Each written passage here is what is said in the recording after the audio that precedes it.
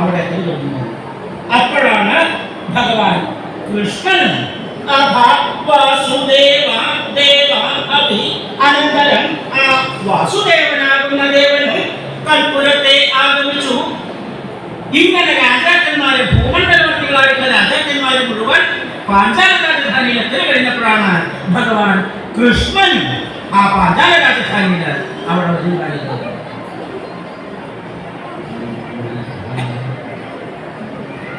ആയുധത്ത് പുറപ്പെട്ടിട്ടുണ്ടോ? കൃഷ്ണൻ വന്നു എന്ന് കേട്ടപ്പോഴാണ് ആയുധത്ത് പുറപ്പെടാൻ പേടിക്കേണ്ട സാധന കയ്യുള്ളത്. തുടങ്ങിയപ്പോ തൊട്ടുണ്ട് കയ്യിൽ പിടിക്കാൻ ബുദ്ധിമുട്ടുള്ള ആരോടാ പോകുന്നത്. ചാരിയൊക്കെ വെച്ചിട്ടുണ്ട്. ഒരു കാര്യം കേട്ടോ, അകത്തേക്ക് ആക്കണോണ്ട് വിരോധമൊന്നുമില്ല. അതിന്റെ അകത്തേക്ക് ആക്കി കഴിഞ്ഞാൽ ഏത് രൂപത്തിൽ വേണമെങ്കിൽ പുറത്തേക്ക് വരുത്താനാണ് കേട്ടിട്ടുള്ളത്. അകത്തേക്ക് ആക്കണോണ്ട് വിരോധമൊന്നുമില്ല. ഈ രൂപത്തിൽ തന്നെ പുറത്തേക്ക് വരുത്തട്ടോ. അദ്ദേഹം പിന്നെ പേടിക്കേണ്ട കാര്യമില്ല. അദ്ദേഹം ഇതിനായിട്ട് നിയോഗിച്ചിട്ടുള്ള ആളാണ്. ബാക്കി അനവധി ആൾക്കാരെ കാണാൻ ആയുധം പിടിച്ചിട്ടേ. അപ്പോ ആ ഭഗവാൻ കൃഷ്ണനും ആ പാഞ്ചാല രാജധാനി എപ്പോഴും വരുന്നതാണ്. അതെന്താ കൃഷ്ണനും എത്തി എന്ന് പറയാനായിട്ട്? മറ്റു രാജാക്കന്മാർ വന്നപ്പോ ശിശുപാലൻ വന്നു, ദുര്യോധനൻ വന്നു, അത്രയ്ക്ക് പറയുമായിരുന്നു. ഈ കൃഷ്ണനും വന്നു എന്ന് പറയാൻ എന്താ കാരണം? അതിന് കാരണം എന്താണ്? അതെന്താണ്? അന്നുള്ള രാജാക്കന്മാരിൽ വെച്ച് ഭഗവാനോളം ആ യോഗ്യനായിട്ട് കേവലായിട്ട് വേറൊരു രാജാവില്ല എന്ന് വേണം പറയാൻ. ഭഗവാന്റെ എഴുന്നള്ളത്ത് ഉണ്ടായിക്കഴിഞ്ഞാൽ പിന്നെ ആരും യോഗ്യന്മാരായിട്ട് വരാനില്ലെന്നാണ് പറയുന്നത്.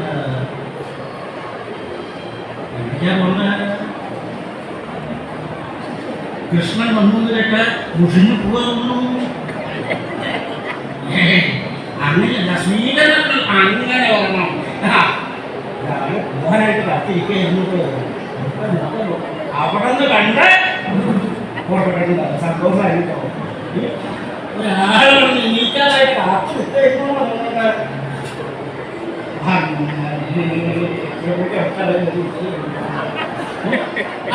ഭഗവാൻ കൂടി വന്നാൽ പിന്നെ യോഗ്യന്മാരായിട്ട് ആരും വരാതിരിക്കാൻ പറയാൻ എന്താ കാരണം?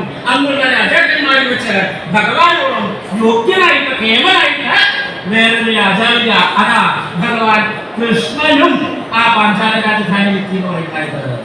ഭഗവാൻ എന്തിനാ പാഞ്ചാല രാജധാനിയിലേക്ക് പുറപ്പെടുണ്ടായത്? മറ്റ് രാജാക്കന്മാരെ പോലെ ആ പാഞ്ചാലിയെ മോഹിച്ചിട്ടാണോ ജരാസന്ധനും ദുര്യോധനും ഒക്കെ ആ പാഞ്ചാലിയെ മോഹിച്ച് ചാടി പുറപ്പെട്ടു എന്ന് പറഞ്ഞ പോലെ കൃഷ്ണനും പാഞ്ചാലിയെ മോഹിച്ച് ചാടി പുറപ്പെട്ടതാണോ? അതല്ല. പിന്നെയോ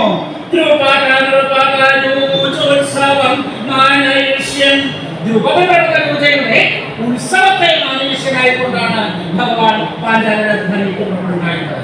ദ്രുപദ മഹാരാജാവിനെ പറ്റി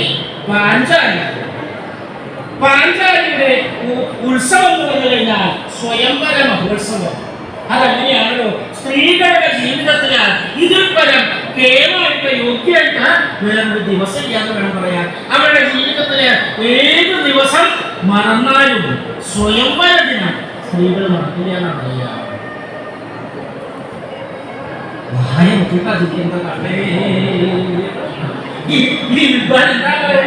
സ്വയംവരം ഓർക്കാൻ ആഗ്രഹിക്കാത്ത ദിവസമാണ്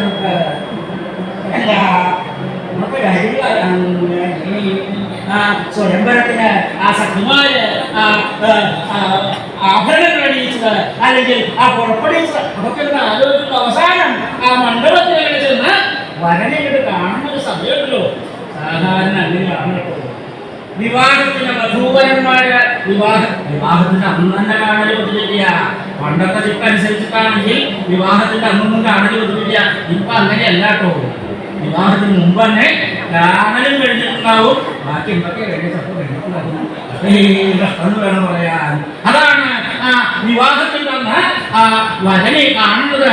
ആദ്യമായിട്ട് കാണുന്ന ഒരു സഭയുള്ള സ്ത്രീകൾക്ക് ഇത്രയും ആ രസമായിട്ടുള്ള ആ ഓർക്കാനായിട്ട് ആഗ്രഹിക്കുന്ന ദിവസം വേറെ ഇല്ലാന്നാണ് പറയുന്നത്. അതാണ്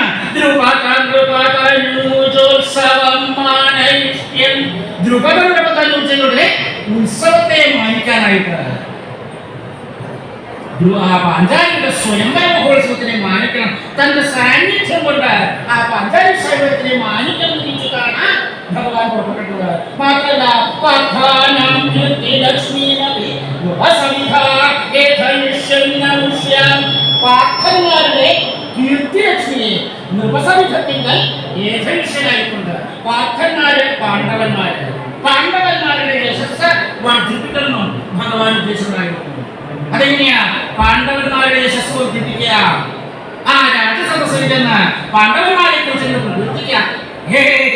പാണ്ഡവന്മാര് മുഖ്യന്മാര് അവരോട് കേമന്മാരായിട്ട് ശക്തന്മാരായിട്ട് വേറെ രാജാക്കന്മാരില്ല. ആ യുധിഷ്ഠിരനെ പോലെ, ആ ധർമ്മനിഷ്ഠനായിട്ട്, ആ ഭീമസേനനെ പോലെ ശക്തനായിട്ട്, അർജുനനെ പോലെ ഇത്ര കേവലായിട്ട് ധനുദ്ധരൻ ഈ ലോകത്തിലില്ല എന്നൊക്കെ പറഞ്ഞ് അവരെ ഇങ്ങനെ പ്രകീർത്തിക്കുക. അങ്ങനെ അവരുടെ യശസ് വർദ്ധിപ്പിക്കാനാണ്. അതല്ല, പിന്നെയോ ഭഗവാൻ നിഷ്ഠണ്ട്. പാണ്ഡവന്മാര് അരക്കിലെത്തപ്പെട്ട് എന്തും മരിച്ചിട്ടില്ല. അവരഞ്ചുപേരും മാതാവായിട്ട് കുന്തിദേവിയോടൊപ്പം അരക്കിലെത്തുന്ന രക്ഷപ്പെട്ടിട്ടുണ്ട്. അവരഞ്ചുപേരും ബ്രാഹ്മണ വേഷത്തില് ആ പാഞ്ചാല രാജധാനിക്ക് വരുന്നു. അങ്ങനെ വരുമ്പോ അതില് ആ മധ്യപാണ്ഡവനായിട്ടുള്ള തന്റെ സുഹൃത്തായിട്ടുള്ള ഉണ്ണി അർജുനനെ കൊണ്ട് പാഞ്ചാലിയെ വിവാഹം കഴിപ്പിച്ച് പാണ്ഡവന്മാരുടെ യശസ് വർദ്ധിപ്പിക്കണം. അതിനാണ് ഭഗവാൻ പാഞ്ചാലി സ്വയംവരമായി പുറപ്പെട്ടത്. മറ്റു രാജാക്കന്മാരെ പോലെ പാഞ്ചാലിയെ മോഹിച്ചിട്ടല്ല, തന്റെ സാന്നിധ്യം കൊണ്ട് പാഞ്ചാലിയുടെ സ്വയംവരത്തിനെ മാനിക്കുക, അർജുനനെ കൊണ്ട് പാഞ്ചാലിയെ വിവാഹം കഴിപ്പിക്കുക. ഇതിനൊക്കെ വേണ്ടിയിട്ടാണ് ഭഗവാൻ പാഞ്ചാലി സ്വയംവരത്തിനായി പുറപ്പെടുന്നത്. ഭഗവാൻ ഒറ്റയ്ക്കാണോ ഇതിനായിട്ട് പുറപ്പെട്ടുണ്ടായിട്ടാണ്? അതല്ല, പിന്നെയോ ഭഗവാന്റെ ഒപ്പം അനവധി ആൾക്കാരുണ്ടായിരുന്നു. അവരെ മുഴുവൻ ഒരിക്കൽ പുറപ്പെടുവിക്കാനായിട്ട് കുറച്ച് അമാന്തിച്ചും വേണം. അതെന്താണ്? പത്നിസമേതനായിട്ടാണ് ഭഗവാന്റെ പുറപ്പെടുന്നത്. പത്നിയായിട്ടുള്ള സത്യഭാമി കൂടെ ഉണ്ടായിരുന്നു. സത്യഭാമയുക്തനായിട്ട് ആ സത്യഭാമി ഒരുക്കി പുറപ്പെടുവിക്കാനായിട്ട് കുറച്ചൊന്ന് ആവശ്യവും വേണം പറയാൻ. അപ്പൊ അങ്ങനെയാണോ അല്ലേ? എന്താ ഭഗവാന്റെ ചുമതലയാണോ? എന്താ ഭാര്യയെ ഒരുക്കി പുറപ്പെടുവിക്കുക എന്ന് കഴിഞ്ഞാൽ ഇപ്പൊ സ്വതേ ഭർത്താക്കന്മാരുടെ ചുമതലയെന്നാ പറയുന്നത്. ഭാര്യമാരെ ഒരുക്കി പുറപ്പെടുവിക്കേണ്ട ചുമതല ഭർത്താക്കന്മാരെന്നാണ് പറയുന്നത്.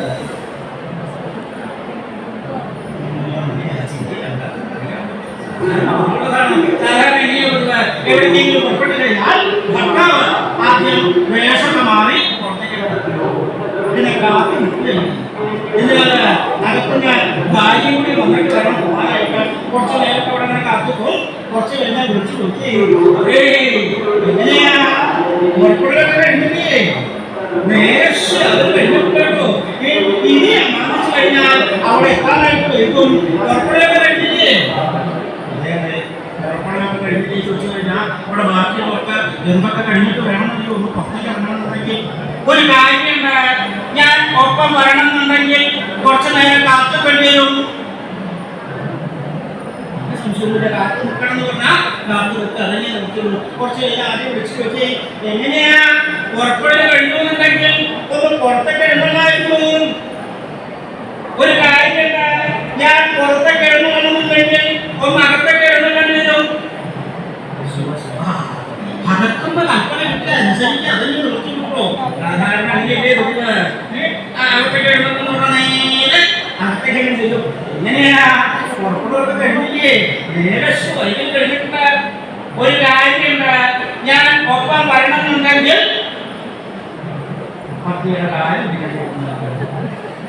കാര്യം പിടിക്കണം എന്നല്ല ഉദ്ദേശിച്ചത്. സാധാരണ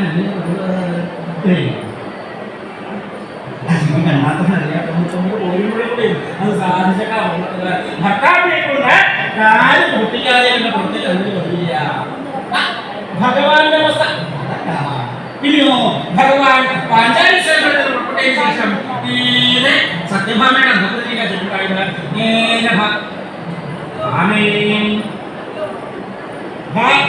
എങ്ങടാ തിരിക്കുന്നത്?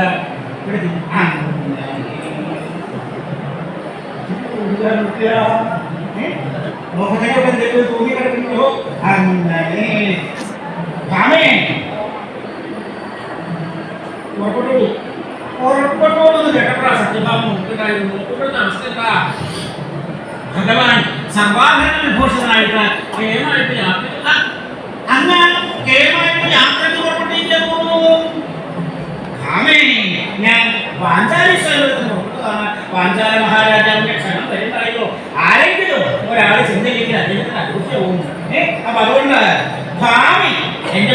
വരണം നിശ്ചയിച്ചിട്ടുള്ളത്. ഞാൻ പത്നി സമയത്തായിട്ട് വരണം നിശ്ചയിച്ചിട്ടുള്ളത്.